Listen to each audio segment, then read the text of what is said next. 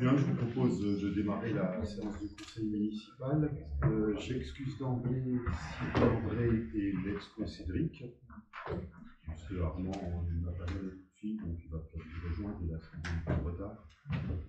Une réunion de conseil traditionnelle, puisqu'on est au mois de février, qui est plus important, c'est de voir le compte administratif en prévision de notre futur budget. Donc, je vous indique déjà la date du conseil municipal, le 9 avril prochain. Après qu'on ait rencontré le CDL et qu'on ait qu'on se soit réunis en commission des finances.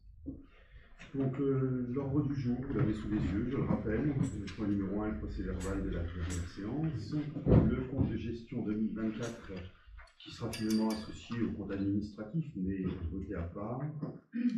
L'affectation des résultats, une modification statutaire de la CCD 3F et puis le fameux rapport annuel du service d'eau potable.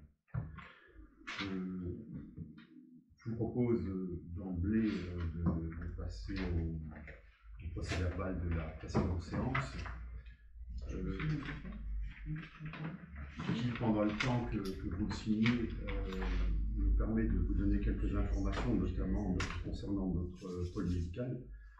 Une commission s'est réunie le 12 février dernier, donc vous avez été destinataire du compte rendu. Cette réunion a fait suite à un courrier qu'on a reçu de la DDT, sous les indiqué préfet de la Moselle, mais c'est la DDT qui nous a fait parvenir ce courrier, un courrier qu'on attendait avec impatience suite à la réunion de novembre. Concernant les éventuelles mesures à prendre suite aux événements constatés le 17 mai dernier et suite donc à l'intervention de la police de l'eau. Vous avez sous les yeux, avec l'invitation, le compte rendu de cette réunion. La première chose qu'on a fait remarquer, c'est qu'il n'y aura pas de mesures compensatoires, contrairement à ce qui avait pu être pensé d'emblée. Pendant le temps que ça passe à la signature, je rappelle que pendant le temps que le document passe à la signature, je rappelle quand même quelques éléments que je considère essentiels. Il est demandé la surélévation du plancher d'au moins 30 cm. Je rappelle que les discussions qui avaient été menées avec Espace Architecture depuis le printemps dernier avaient été déjà menées et qu'elles prévoyaient une hausse de 44 cm. Pour faire simple, ça n'a pas été noté dans le rapport, mais ça a été dit en réunion. Le bâtiment était déjà 58 cm au-dessus du niveau le plus bas à proximité du fossé, 58 plus 44. Vous voyez qu'on passe à 1,02 m au-dessus du niveau à proximité de ce fossé. Chacun ouvre un peu le parachute et prend ses précautions. Donc on partira sur cette modification. Le dossier loi sur l'eau peut maintenant être traité et déposé par Suez. La police de l'eau dit qu'elle le traitera avec diligence et ce dossier devra mentionner le mode de passage des réseaux et indiquera comment sont réalisés les deux nouveaux ouvrages qui vont passer sur ce ruisseau. La dernière chose aussi qu'il faut retenir, c'est qu'un permis de construire modificatif sera déposé en tenant compte de la surélévation et impliquera donc une nouvelle consultation de la commission accessibilité, normale pour les personnes à mobilité réduite. Le courrier du 5 février 2025 que vous avez sous les yeux précise qu'il sera instruit dans les tout meilleurs délais.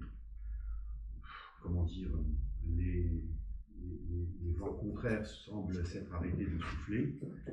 J'aurais envie de rajouter que les planètes semblent enfin s'aligner.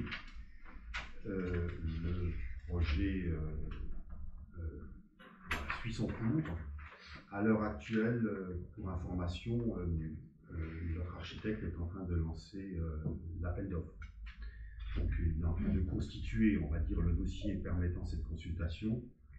Et courant avril, en tout cas pas avant le vote du budget, les commissions d'ouverture de prix se réuniront avec des validations dans les conseils municipaux qui suivront en mai ou juin. Voilà, je tenais à faire un petit point sur ce projet dont on craignait, et pourrait, à raison, un petit peu son instruction. Les choses vont dans le bon sens maintenant, Marie-Noël. Le calendrier, c'est quoi objectivement? Vous pensez que ça va démarrer à quel moment?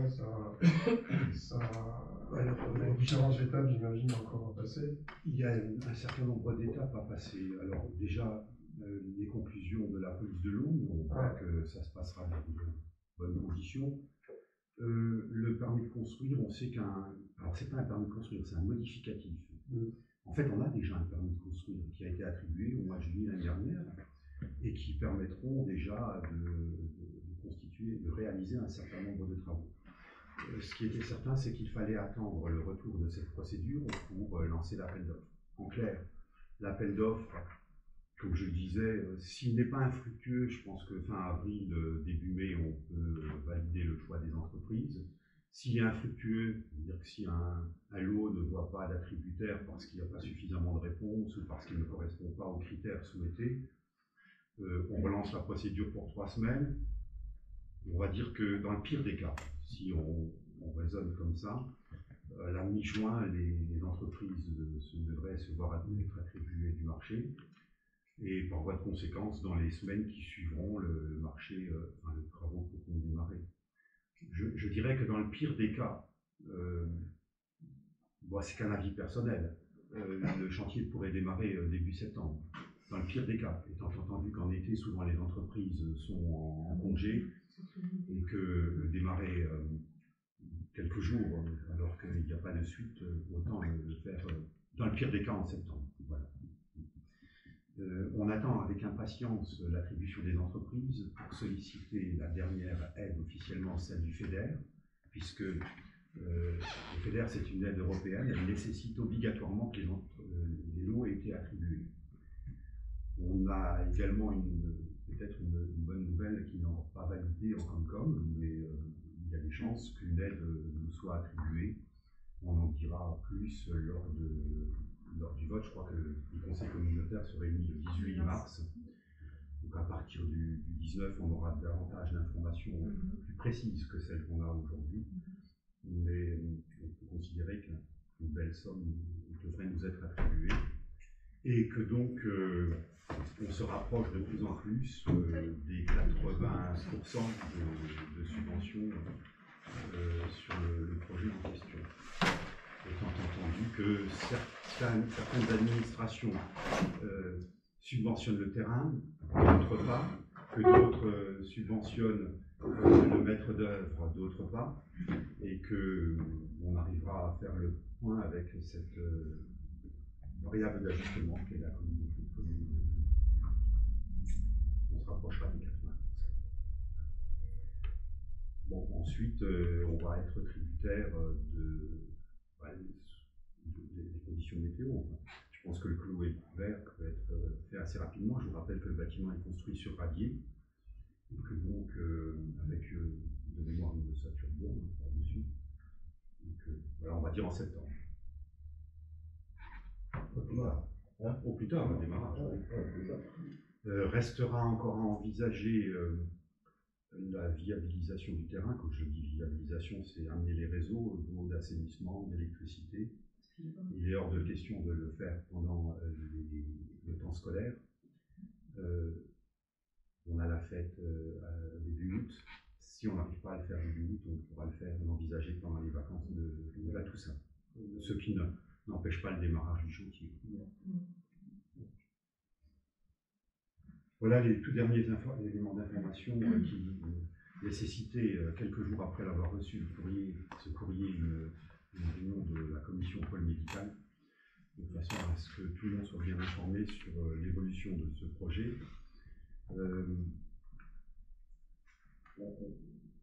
on aurait pu penser, enfin, on aurait espéré que les réponses arrivent un peu plus rapidement. Il se trouve que les vacances de Noël, la période des congés de Noël, on savait que les inspecteurs de la police de l'eau étaient en congé à cette période, que ça allait un peu retarder les choses.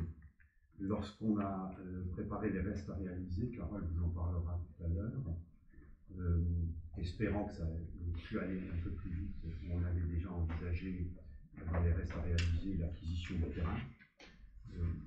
C'est des crédits qui sont ouverts et qui le seront peut-être que courant mai ou juin. Il n'empêche que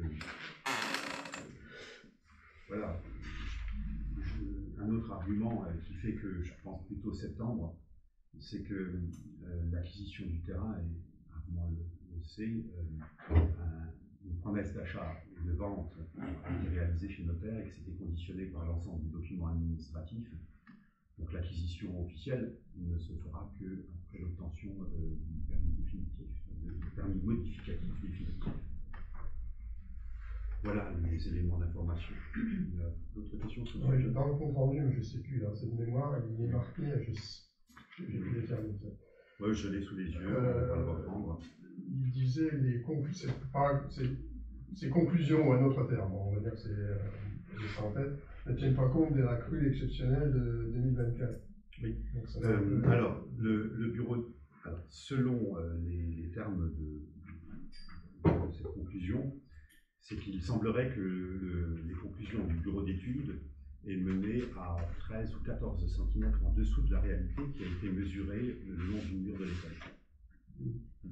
C'est les conclusions du bureau Suez qui ont été faites par un logiciel et qui avaient mené à une conclusion inférieure à 13 cm à la réalité lue sur le terrain.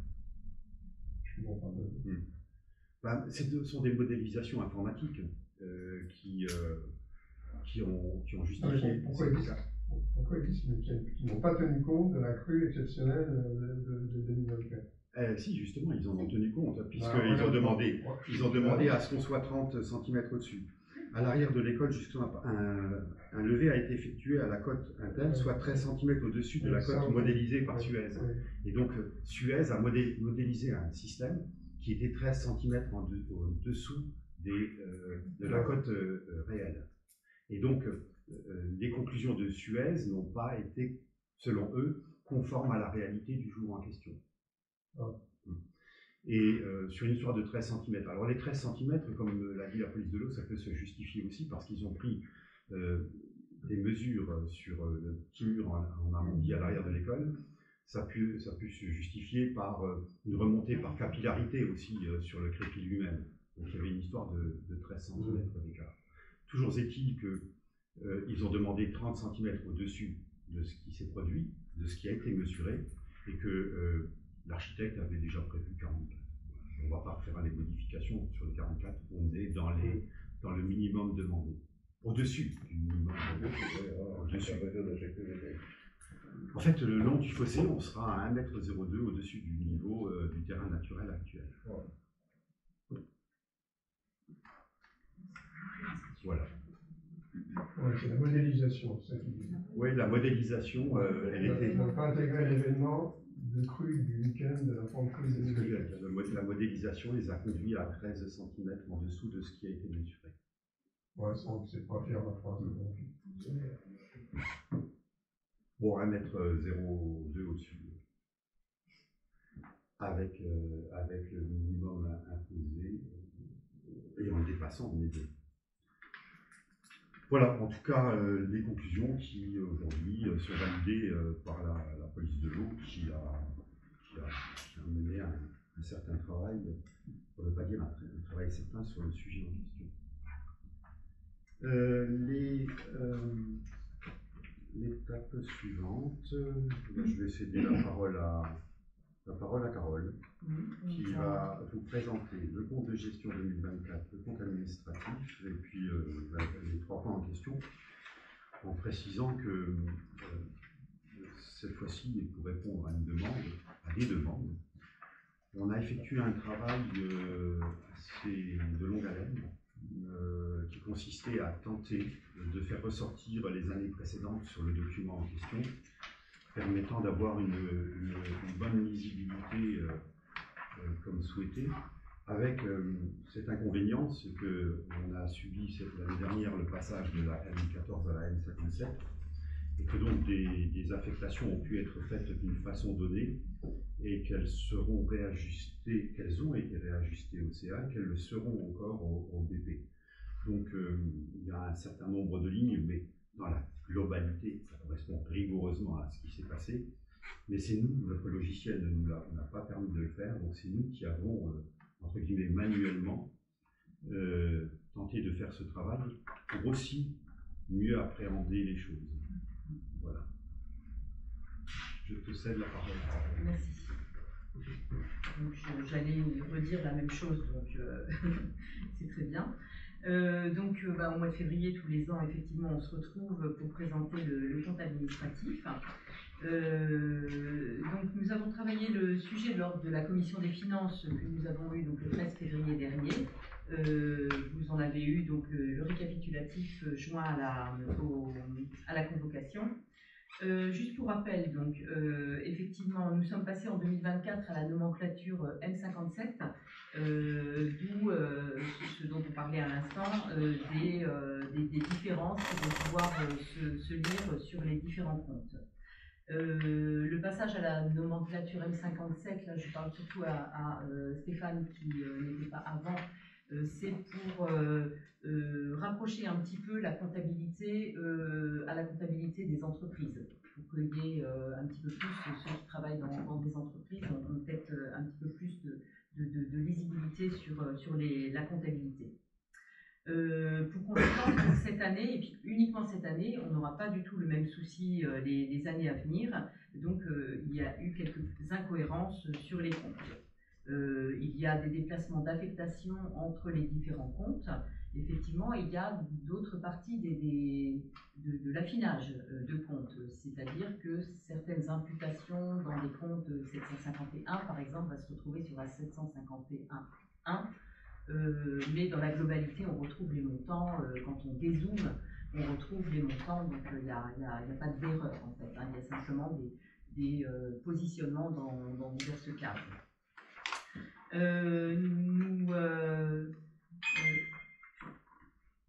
Voilà, oui, comme disait Monsieur le maire, avec votre convocation, on a retrouvé donc dans les comptes les années 2023-2022 pour pouvoir s'y référer si besoin et d'avoir une meilleure lecture. Comme toujours, le compte de gestion et le compte administratif sont en tout point identiques, donc on va vous les présenter en globalité de manière commune. Je vous rappelle simplement, donc, pareil pour Stéphane, que globalement, donc, les comptes apparaissent en section de fonctionnement avec les dépenses et les recettes, et en section d'investissement avec les dépenses et les recettes. Ça, c'est les gros chapitres. On va donc se diriger sur le fonctionnement avec en premier lieu les dépenses. Je ne vais pas reprendre tous les chiffres, vous les avez eus en pièces jointes. Simplement, si l'on compare 2024 à 2023, il y a eu un chiffre moindre qui s'explique essentiellement par le paiement des PEP. On avait déjà eu le cas il y a 2 ans où les PEP payent par trimestre et il s'avère que des fois, au gré des imputations sur l'année, ils peuvent payer 3 trimestres à une année, 4 trimestres ou 5 trimestres sur une année. Si on a un versement en janvier, par exemple, et un dernier versement qui a réussi à être intégré en décembre, on va se retrouver avec des années à 5 versements et immanquablement, l'année d'après, on n'aura que 3 versements, par exemple. Donc là, il faudra juste, effectivement, ça c'est une année où il nous manque un trimestre, et il faudra bien qu'on songe à le mettre dans le budget prédictif, qu'on le notifie bien, puisqu'il nous en manque un sur cette année. D'où cette petite chute qui se ressort dans les dépenses. Sans rentrer dans le détail, on peut constater que les résultats collent plutôt pas mal au prévisionnel que l'on avait établi, ce qui prouve une bonne gestion des comptes de la commune. On peut s'en féliciter. Pour Pour ce qui est des recettes, elles sont, elles, également très proches du prévisionnel. On est à 984 883,70 €. On avait un prévisionnel à 994 983,49. Très proche également. On peut noter, cette année, on constate moins de ventes de voix, ce qui a fait régresser le chiffre. Et également, si vous prenez sur la deuxième page que l'on vous a distribué, enfin, que l'on vous a envoyé, au compte 73 141, on avait provisionné 21 000 €, c'est tout en bas de la page 2. On avait provisionné 21 000 € qui n'apparaissent aucunement. En fait, ça c'est la même chose, c'est le Siscodip. Le Siscodip, c'est la rétrocession en fait de l'électricité que EDF reverse aux communes. Il y a 2-3 ans de ça, c'est la communauté de communes qui a pris ça en compte.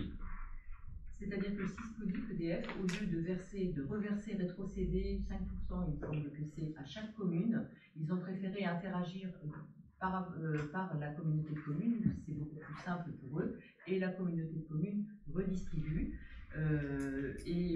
Donc c'est passé en conseil, Frédéric, en conseil communautaire le 6 décembre, et vu que les comptes... c'est pas en conseil, c'est au Siscodip. C'est le Siscodip Siscodip qui s'est validé. Oui. Le Siscodip a validé donc cette réunion le 6 décembre, avec un peu lenteur administrative. On n'a pas été payé avant que la trésorerie arrête les comptes, clôture les comptes. C'est clôturé mi-décembre, donc c'était trop juste. Donc ça, c'est un dégagement de 21 000 € que l'on retrouvera sur 2025. C'est pas perdu. En espérant qu'on n'aura pas ce décalage de nous en 2025. Ah oui, parce que, ouais. Sur cette partie du tableau, donc sur les comptes 73-74, on retrouve, comme on l'a expliqué un peu plus tôt, des glissements de comptes à cause de la transition vers la nomenclature M57, mais on s'y retrouve dans la globalité des chapitres. On peut noter qu'il était prévu 14 000 € de travaux sur l'orgue, qui était le reste des travaux de l'orgue, qui n'ont pas été effectués sur 2024, et donc on les retrouvera ultérieurement sur 2025. Par contre, on a reçu un versement de 13 143, donc pour le coup qui va bien balancer cette non-recette. Les 13 143 € ce sont des baux de chasse qui n'avaient pas été récupérés depuis 2019 et qui reviennent à la commune. Quand ils ne sont pas récupérés, et au bout de quelques années, c'est rétrocédé à la commune. Donc du coup, ça arrive bien cette année pour rebasculer les 14 000 € qu'on n'a pas pu rentrer. Pour la conclusion sur le fonctionnement, on arrive à dégager un excédent de fonctionnement de 402 153,38 €. Je ne sais pas si sur le fonctionnement il y a des questions, si vous voulez des précisions. Sinon, on peut passer à l'investissement. Juste une question, une remarque sur le fonctionnement. Donc vous dégagez 400 000 € d'excédent. C'est la même somme que l'année dernière, en gros, à 2 000 € près. Donc ça veut dire que là, on arrête à fin 2023, fin 2024, là. C'est arrêté à cette date, c'est pas l'année en tant que telle. C'est-à-dire que là, on n'a pas bougé en fait d'une année à l'autre. C'est juste une question pour comprendre. On est bien d'accord que les 400 000 tiennent compte déjà des années précédentes. Oui. Non, je recherche. Oui. Non, mais ça veut dire que là, comme c'est présenté, c'est normal parce que c'est comme ça qu'on le présente. On pourrait penser que sur 2024, vous dégagez un excédent de fonctionnement strictement sur 2024 de 400 000 €. En fait, il y a eu déjà un excédent sur l'année précédente qui est réinjecté sur 2024. Sauf qu'au 1068, l'année dernière, on a basculé un certain montant qui consistait à couvrir les restes à réaliser et à combler le déficit. Ouais. Donc il faut tenir compte de ce montant qui a été basculé et qui s'élevait à 146 726,34 €. Donc ça veut dire qu'on a dégagé 2 ou 3 000 euros de plus l'argent qui a permis de combler ce déficit et les restes à réaliser. Ok. Alors ça veut dire aussi qu'une année où on a beaucoup de restes à réaliser, on ne va pas dégager grand-chose. Mais ça ne voudra rien dire. Si à la limite on se retrouve à un excédent de 200 000 euros, on va dire qu'ils ont mal géré. Mais en réalité, c'est parce que l'affectation en section d'investissement aura été plus importante au titre de l'année d'avant. C'est parce que je voyais où tu vas en venir. L'idée, c'était de dire vous n'avez dégagé que 2 ou 3 000 euros. Quoi. Non, c'était pour être transparent, c'est tout. C'est pour comprendre. Après, peut-être je comprends mal. Hein, non, l'explication que j'ai donnée, elle montre qu'en réalité, on a dégagé 3 000 plus ce qui a été mis au 1068. D'accord. Sachant qu'il nous manque quand même une bonne partie, enfin plus de 20 000 euros. Quoi, hein, donc, autre chose. Oui, moi j'avais même estimé de l'ordre à 40 à 45 000 euros l'argent qui n'était pas rentré, pour différentes raisons, parce que tu ne l'as pas évoqué, mais il y a une compensation sur les taxes foncières qui aurait dû être rentrée au titre de l'année dernière, qui n'a été que cette année en janvier, me semble-t-il, de l'ordre de 5 500 euros, les 21 500 dont tu viens de parler. D'autres, on a vu le garde forestier qui nous a confirmé que les prévisions avaient été supérieures, mais je crois qu'il y avait un problème à la forêt de Guélin, je ne sais plus. Oui, il y avait eu un problème d'exploitation là-haut. Bon, ça justifie. Bon, après, comment dire, ce qu'il faut, mon humble avis, regarder, c'est comment on a tenté de maîtriser les dépenses. Là, on est sur du réel par rapport aux autres années. Et c'est vrai que tu as mis l'accent sur le fait qu'au CA 2024, on est à 582 000 euros de dépenses contre 640 en 2023. En mettant en avant aussi le fait que les PEP n'ont pas demandé leur versement, leur 4e versement. Je crois que tu l'as mis en avant, on a essayé à chaque fois, dans tous les domaines, de faire les dépenses au moment les plus opportuns et de les faire à moindre coût. Sur le fioul et les faire à moindre coût. Bon, après, les recettes, c'est du prévisionnel et c'est vrai que ça peut varier d'une année sur l'autre. Certaines dotations vont tomber, comme tu l'as fort justement dit, alors que le systémique s'est réuni le 6 décembre, on aurait pu espérer que le versement soit fait avant la clôture de l'exercice. Ça n'a pas été. Il y a des recettes qui se sont faites un peu tardivement et arrivées sur le budget de cette année. On les retrouvera en 2025. Mais les dépenses, entre guillemets, sont maîtrisées. Voilà.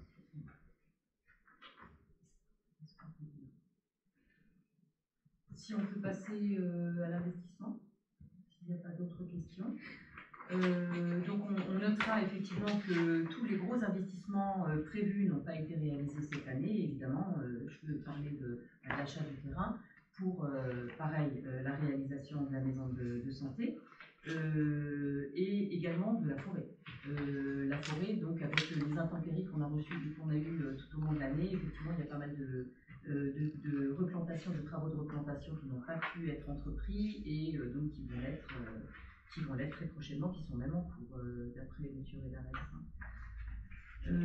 Point de vue dépenses, si on regarde le compte 212 pour reprendre quelques petits détails, le 212 reprend le Citystad, donc l'installation se termine. Le paiement a été finalisé, mais pas comme on en parlait à l'instant, la clôture des comptes se faisant mi-décembre, il y a une partie qui n'a pas pu être intégrée et on le retrouvera dans les restes à réaliser. C'est ce que vous retrouvez avec 37 000 euros de restes réalisés sur le terrain multisport. En 213, il y a des travaux divers, donc on a refait le plafond du secrétariat de la mairie. À l'école, on a dû changer de chaudière, refaire le tubage, donc tout ça se retrouve sur ces comptes-là. On a dû réagir également rapidement suite aux intempéries. Il y a des chemins communaux qui ont nécessité des travaux et des renforcements, comme ça a été le cas sur le chemin du Clans en haut du village, On en avait d'ailleurs fait des photos et fait un petit article sur la Gazette cette année. Et pareil, on a acheté de l'outillage, un broyeur, etc. Donc ça, c'est des nécessités pour le travail communal. Sur la partie recettes, on retrouve toutes les subventions que nous avons sollicitées et qui restent à venir. Toujours pareil, vu le retard sur le départ, enfin le retard, les retards sur la réalisation de la maison de santé. Donc, comme ça n'a pas débuté, effectivement, les dotations n'ont pas été, les subventions n'ont pas été versées. Pour le terrain multisport aussi, il reste une subvention à intégrer. On les retrouvera sur le budget primitif de 2025. En conclusion, sur la section d'investissement, on arrive à un déficit de 293 550 € et 15 centimes, ce qui donne un excédent global de clôture de 108 603 € et 23 centimes. Donc on renote que les restes à réaliser cette année sont très importants, à hauteur de 87 100. Pour rappel, l'année dernière, on avait 31 500 € de restes à réaliser. On a bien intégré tout ce qu'il fallait intégrer, que ce soit le terrain, l'achat du terrain et le reste à réaliser sur le terrain multisport, donc qui rentrent dedans et qui sont l'essentiel des deux gros montants dans les restes à réaliser. Voilà.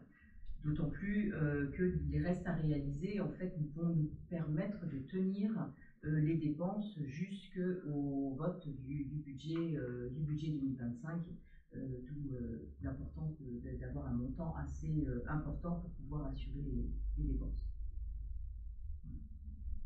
Je peux dire sur la partie investissement, si quelqu'un a d'éventuelles questions.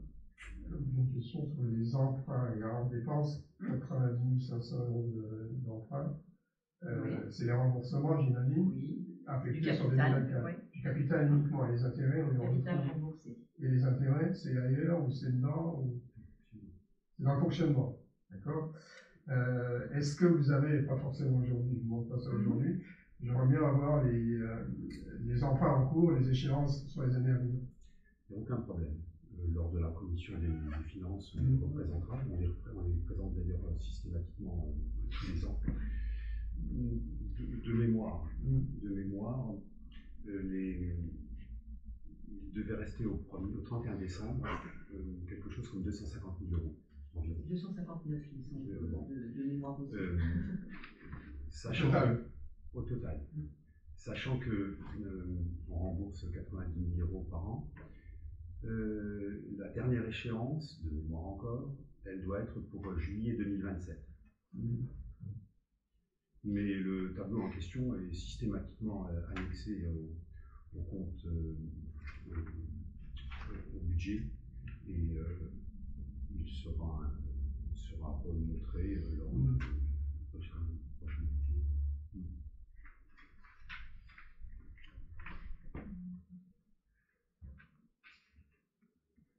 Oui, ça diminue très très rapidement.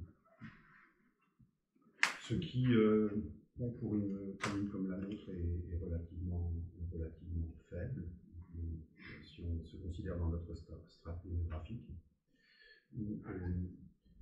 À l'heure actuelle, on va dire que la dette représente à peu près 250 € par habitant. Je rappellerai juste qu'au moment où on a réalisé les emprunts, les grands travaux en question, je pense à la traversée du village et au périscolaire et aux travaux dans l'école, on était à quelque chose comme 1 300 ou 1 400 € de dette par habitant, ce qui représentait au moment en question à peu près 1,5 million d'euros. Ça veut donc dire que depuis les années 2010-2012, en raison de, vous l'avez compris, à raison de 90 000 € par an, on a remboursé plus d'1 million d'euros, ce qui est pas mal, et qui peut-être une question sous-jacente, c'est quelle est notre capacité d'emprunt au final sur la maison de santé à venir. Si l'on considère que, si l'on considère les chiffres que je viens de donner, je dirais que la commune, sans prendre de risques énormes, peut aller jusqu'à 800 000 euros d'emprunt sur une vingtaine d'années pour un bâtiment. Ce qui représenterait d'ailleurs une échéance de mémoire de l'ordre de 52 000 euros. Un emprunt, disons, de 700 000 euros j'avais fait l'estimation sur 20 ans à 3,5%, c'est annuellement 52 000 euros. Ce qui est tout à fait soutenable dans l'état actuel des choses, étant entendu que peut se poser une autre question, et je pense que là, en commission des finances, on en parlera. Est-ce qu'il ne serait pas judicieux à un moment donné de voir le remboursement des emprunts en question et puis de les cumuler sur un emprunt? D'autant qu'on en a un taux d'intérêt qui n'était pas renégociable, on se souvient, et peut-être serait judicieux de l'intégrer à ce moment-là pour en faire un plus global. Mais ça, c'est une stratégie financière qui n'est encore pas, qui est en réflexion et qui n'est encore pas, une décision qui n'est encore pas prise. Mais la capacité d'emprunt de la commune permet d'assurer la suite. La suite est sans créer de gros problèmes dans les années qui viennent, parce que c'est aussi une crainte qu'on peut avoir. Lorsque les travaux vont être réalisés, la TVA arrivera l'année suivante sur les comptes. Là aussi, la question se posera, est-ce qu'il n'est pas judicieux d'emprunter, y compris la TVA, qui va dépendre du taux d'intérêt qu'on obtient, puisque dans l'esprit, c'est au 1641, vous l'avez sous les yeux, que se notent les emprunts en euros. Sur le document en question, on avait prévu 800 000 euros. Ces 800 000 euros, ça ne se voit pas, mais ils intègrent le montant, le besoin en investissement et le besoin en TVA. La TVA, il faut dans tous les cas de figure l'avancer. On essaiera de mettre en place la stratégie la meilleure pour la commune dans les années qui viennent. Je rappelle quand même que le besoin en emprunt ne nécessitera qu'un peu plus de 50 000 euros. Mais ça va dépendre encore de la durée. Le bâtiment, si on obtient un excellent taux, on peut augmenter la durée, diminuer les mensualités et l'annualité et rendre encore plus facile la gestion à discuter lors de la prochaine émission, voire après, parce que comme je l'ai dit, au 741, on inscrit les lignes de trésorerie et les emprunts. Peut-être qu'un emprunt va être cumulatif, va être plus intéressant pour les années qui viennent. Peut-être aussi en renégociant ou en remboursant de façon prématurée le reste, au fur et à mesure qu'on avance, le reste en capital restant dû, voilà comment on l'appelle, diminue très très rapidement. Pour ce qui est de l'emprunt, je dois dire que les besoins estimés ne seront pas remboursés, ce qui aura pour effet de rembourser encore 90 000 euros sur les 250 000 restants, 259 000 restants, même davantage, parce qu'au fur et à mesure qu'on avance, le capital augmente et les intérêts diminuent. Donc on va dire qu'en fin d'année, il resterait 150 000 euros, ce qui est assez digeste pour le budget si on mène des réflexions qui vont bien. Voilà, c'était la réponse. Il y a juste une réflexion à faire, c'est que des études ont été faites sur le pôle médical, entre SEBL et autres, et que la TVA sur les études passées ne pourra être remboursée qu'au titre de l'année où les travaux démarrent. On est suffisamment avancé apparemment sur le dossier pour se faire rembourser la TVA au titre de l'année dernière, au titre des années qui précèdent. ça le sera l'année prochaine. Il y a toujours ce problème de retard de TVA qui peut générer des soucis dans la trésorerie. On a avancé beaucoup d'argent au niveau d'études, et cet argent au niveau de la TVA va commencer à rentrer dès cette année.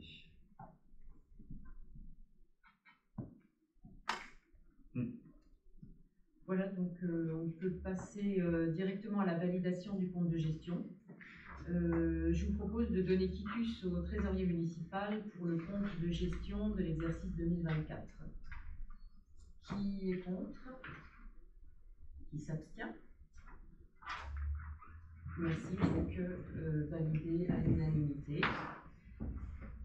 En même temps, écoute, je propose d'accepter donc les comptes du compte administratif, donc pour lequel Monsieur le maire doit sortir.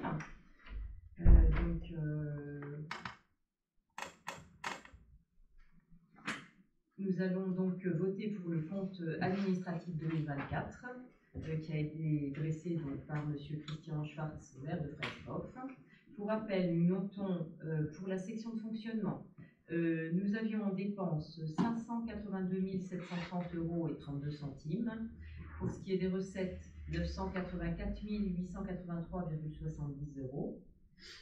En investissement, nous étions à 451 479 € et 75 centimes pour les dépenses et 157 929,60 € pour les recettes, ce qui assure un excédent global de clôture de 108 603 € et 23 centimes. À renoter que les restes à réaliser en dépenses d'investissement s'élèvent à 87 100 €. Si ça va pour tout le monde, qui est contre qui s'abstient? D'accord, donc à l'unanimité moins 2 voix, nous acceptons donc le compte administratif. Voilà. Je ne sais pas si on doit récupérer on attend donc le maire pour l'affectation des résultats, donc le prochain point.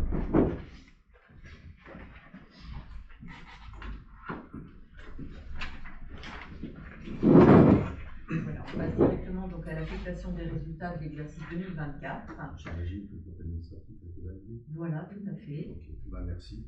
Parce que c'est un peu la récompense du travail qu'on a effectué de l'année précédente. Merci. Nous proposons donc au conseil municipal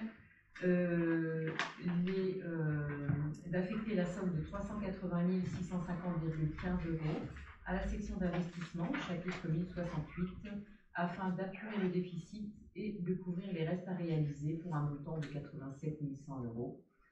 La somme de 21 503,23 € est conservée en excédent de fonctionnement et reportée au chapitre 002. Voilà. Donc on nous demande également de voter pour l'affectation des résultats. Qui est contre? Qui s'abstient? Eh bien, je vous remercie. L'affectation des résultats est validée à l'unanimité. Voilà, pour ma part, c'est tout ce qui m'incombait. On va passer peut-être au point numéro 5, s'il n'y a pas d'autres informations à donner, par la modification statutaire à la CCB 3F, et on laisse donc Frédéric se charger de ce point. Donc effectivement, on va parler de la fameuse compétence service public la petite enfance. C'était une compétence qui a été exercée en 2003 par l'ex-CC3F, qui a été exercée en décembre 2004 par l'ex-CCB, et donc qui a été à nouveau reconduite en 2017 avec le de la fusion. Donc c'est une compétence qui a été déléguée des communes vers la CCB3F. Elle portait, en fait, ce qu'elle relevait en fait comme intérêt communautaire, c'était la gestion d'un relais petite enfance, la création, la gestion, l'entretien de structures d'accueil de la petite enfance comme les petites pousses à APAC et l'île tendresse de Bouzonville, et l'organisation d'un service d'accueil enfants-parents. Sauf que une loi du 18 décembre 2023 pour le plein emploi a introduit dans son article 17 la notion d'autorité organisatrice de l'accueil de jeunes enfants. Donc, et on nous demande aujourd'hui, donc forcément, comme il y a une modification au niveau de cette compétence, donc on nous demande de réécrire les statuts. Et donc voilà, on nous demande juste aujourd'hui notre avis pour voir si nous sommes bien d'accord pour faire évoluer les statuts tels qu'ils sont demandés et qui permettent 4 choses assez importantes. Ce sera de recenser les besoins des enfants âgés de moins de 3 ans et de leurs familles en matière de services aux familles, de recenser les modes d'accueil disponibles sur leur territoire. Ça éviterait par exemple qu'un privé puisse venir faire une crèche dans un village sans que ne soit prévenu l'ensemble des autres communes environnantes, par exemple. En fait, il y a vraiment un besoin de gérer les lieux d'accueil pour les enfants. On ne pourra pas laisser construire des lieux d'accueil en quantité astronomique, je dirais, sans qu'il y ait vraiment une gestion de tous ces locaux. Ensuite, le deuxième intérêt, ce serait d'informer et d'accompagner les familles ayant un ou plusieurs enfants âgés de moins de 3 ans ainsi que les futurs parents. De planifier au vu du recensement de besoins de développement des modes d'accueil. Donc, cette compétence est mise en œuvre au diagnostic du territoire, donc annexée à la fameuse CTG. Ça, on reçoit je crois que c'est tous les 3 ans, tous les 4 ans. On nous demande effectivement de compléter un document qu'on appelle donc la CTG, qui nous demande un petit peu quelle est l'évolution de la population sur nos villages. Est-ce qu'on a plus d'enfants, moins d'enfants, qu'est-ce qui est pratiqué en termes de construction, par exemple, en termes d'emploi. Est-ce que les gens quittent la région, viennent dans la région? Et donc, par rapport à ça, on aura des aides, effectivement, au développement de tout ce qui concerne, en fait, les besoins en termes de mode d'accueil pour les enfants. Et ensuite, donc, soutenir la qualité des modes d'accueil. Par exemple, on pourra proposer, grâce à cela, des formations, justement, pour les personnes qui accueillent les jeunes enfants. Donc ça aussi, ce sont des aides qui sont quand même assez importantes pour, par exemple, les aides maternelles ou même les personnes qui travaillent dans les sites d'accueil pour les jeunes enfants. Donc voilà, donc tout ce qui est demandé aujourd'hui, c'est juste de statuer. Donc en fait, c'est juste un exercice d'écriture, en fait. Si on peut appeler ça comme ça, dans la mesure où notre commune a déjà donné la compétence à l'époque en 2004 à la CCB et donc en 2017 à la CCB 3F. On nous demande juste effectivement d'autoriser, si je reprends les termes exacts qui sont donnés, voilà, d'accepter la modification statutaire de la CCB 3F pour la prise de compétence autorité organisatrice de la petite enfance relevant de la petite enfance. Donc voilà. Est-ce qu'il y a des questions? C'est un petit peu complexe, mais en fait, c'est juste, voilà, en gros, on a délégué une compétence, et dans cette compétence, on a encore d'autres compétences qui sont venues se rajouter, et on demande juste pour que les statuts de la CCB soient en accord avec cette nouveauté, voilà, qu'on les rajoute. Donc, en fait, si tu as un privé qui veut construire une maison pour accueillir les micro-crèches. Il faut moi qu'ils les préviennent. Moi qui prévienne, moi les prévienne. Voilà, c'est ça. Voilà. Si tu veux, on peut pas. Qui donnera une autorisation. On peut aussi on a aussi un mot à dire, mais effectivement CCB3F. Alors si on est d'accord avec CCB3F, estime que. En général, je ne pense pas qu'on soit contre. Ouais. Le but surtout, c'est d'éviter, par exemple, d'avoir par exemple, une micro-crèche à Frestroff, une micro-crèche à Rémulfort, une micro-crèche à Chévry. Il n'y a pas d'intérêt. Il vaut mieux faire ça de manière, je dirais, plus intelligente. Voilà. C'est surtout ça, c'est éviter, parce qu'effectivement, c'est toujours tentant de me dire s'installer dans l'un ou l'autre village, mais s'il n'y a pas suffisamment de demande, mais si on a plein de micro-crèches et il n'y a pas d'intérêt en avoir autant. Et pour avoir l'autorisation d'ouverture des micro-crèches, de Valence qui travaille là-dessus aussi. Après, effectivement, on a la CAF et tous ces systèmes-là, effectivement, qui sont aussi, tout à fait. Oui, ça se fait pas comme ça. Donc, tu as déjà un regard. Bien sûr.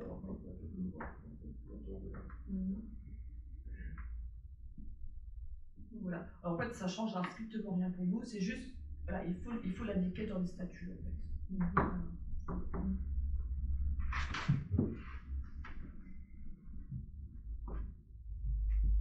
Voilà.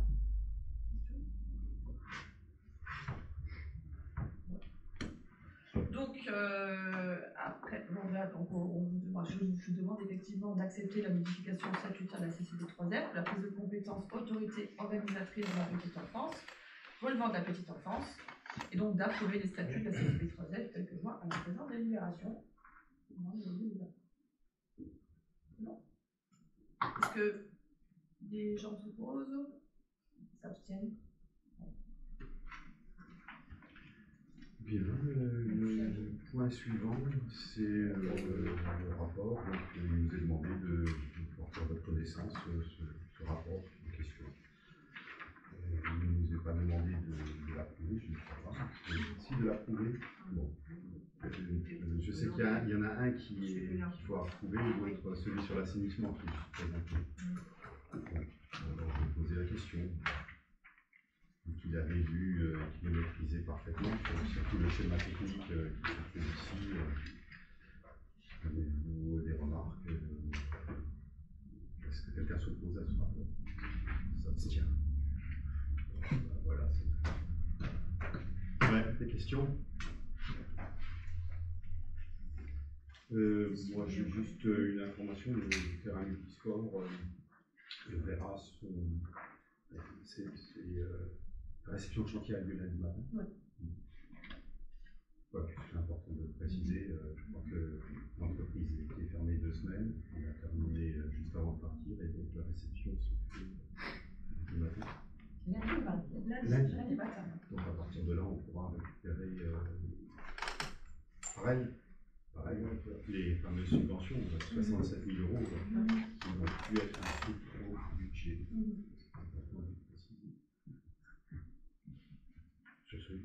Oui. Je vais poser une question, ça fait 1 an maintenant, je pense, sur le montant de la taxe des ordures ménagères. Nous pouvons vouloir et leader dans le mauvais sens du terme, dans la mesure où on est très très au-dessus des autres secteurs. Bon voilà, j'attends la réponse. C'est dommage, je ne suis pas venu à la réunion. Parce que M. Chabal était c'est spécialement pour ça. Juste pour dire, c'était dommage parce qu'il aurait bien aimé. Juste pour dire que c'est ce qu'il avait. Oui, je confirme. Et d'ailleurs, M. Chabal est prêt à te rencontrer pour te donner. Moi, je ne vais pas rencontrer M. Chabal, c'est pas mon problème. Il y a ici 2 représentants de la Camco. Je pense, alors soit ils ne savent pas, soit vous ne savez pas, soit vous ne voulez pas venir. Alors c'est quoi la réponse? Pourquoi est-ce qu'on est là? C'est quand même incontestable. Enfin, alors je me trompe complètement. Le boulot du Var, c'est nous qui payons le plus cher. Ça dépend. Alors, il y a le personnel que vous avez qui travaille tout ce qui est ordures ménagères, donc le service ordures ménagères. Pas si d'abord, le service ordures ménagères, oui. On a 2 possibilités, soit de le prendre au niveau du budget général, soit de vraiment le prendre au niveau du budget des ordures ménagères. M. Chabal a fait le choix de les mettre au niveau, de le comptabiliser au niveau des ordures ménagères. Donc forcément, c'est répercuté ensuite sur les... Pourquoi en silence en 200 000? Je ne comprends pas. Pourquoi ici, à 200 000, on paye de mémoire, c'est plus de 2 fois, plus du double de ce qu'ils payent à 100 000, par exemple. C'est un choix, justement. C'est un choix. Soit on le prend sur le budget général, donc le personnel, c'est un exemple. Hein. Le budget général, effectivement, soit on prend le personnel, on met sur le budget général, les collectivités. Donc là, c'est le contribuable qui paye. Ça, alors, les autres collectivités, de toute façon, qu'on le fasse d'une façon ou d'une autre, les contribuables payent de toute façon. Bah là, c'est quand même. Du taux d'imposition que ça pour les autres. Je continue à ne pas comprendre du tout. Voilà,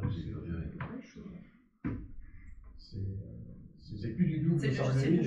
C'est le juste prix. Après, ça dépend comment ça s'organise, comment ça termine. Si c'est le juste prix, il faut le même prix pour tout le monde. Il faut.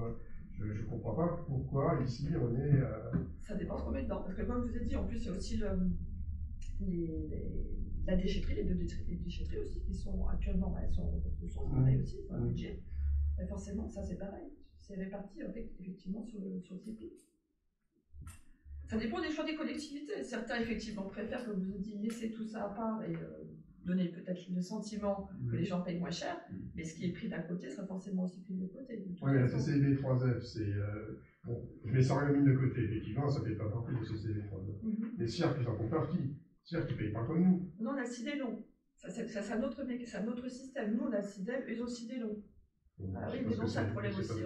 Parce qu'à l'époque, quand on avait. Le CIDEL long, c'est un autre organisme qui est équivalent ensuite du CIDEL, sauf qu'ils ont d'autres pratiques. Là, ils ont fait le choix de le faire au point. Oui, Voilà. mais si on fait le calcul, normalement, si on peut bien tout. Bah oui, parce que c'est un autre système forcément. Et nous, alors, à un moment donné, on parlait éventuellement de quitter le SIDEM pour aller à la CIDELON, sauf que quitter le SIDEM, ça nous coûterait de l'argent. Beaucoup d'argent. Voilà.